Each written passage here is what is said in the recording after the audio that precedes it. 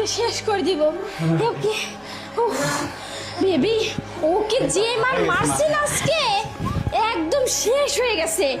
ও মনে হয় না আর কোনোদিন মুখ খুলবে, আমাদের সাথে কথা বলবে।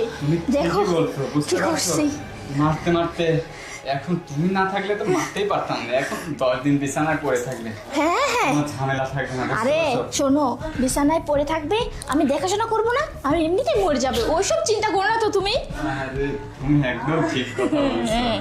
আমি মাথায় বুদ্ধি আছে। হ্যাঁ দেখো না, প্রথম মাথা ফাটিয়েছি, হাত ভেঙেছি, এবার দিছি যা।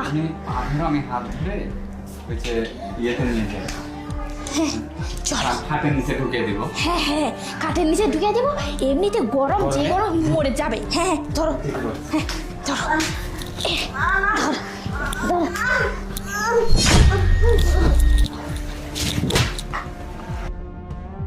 তোদেরকে এত বড় সাহস কে দিয়েছে? আরে তুমি একদম চুপ।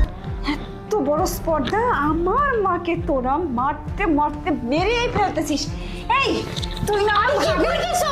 আমি তোমার ভাইয়ের বউ, তুমি বেয়াদব মেয়ে কোথাকার, তুই যে আমার ভাইয়ের বউ না, এটা ভাবতে আমার লজ্জা করতেছে। আমি আমার মাকে তোর কাছে রেখে গেছি, ভাই বাড়িতে থাকে না, থাকে দেশের বাইরে, সমস্ত দায়িত্ব কর্তব্য আমার উপর দিয়ে গেছে। আর তুই আমার মায়ের দেখাশোনা না করে বয়ফ্রেন্ড নিয়ে এসে রঙ্গলীলা করতেছিস। হ্যাঁ এত বড় সাহস, তুই কি ভুলে গেছিস আমি একটা পুলিশ অফিসার?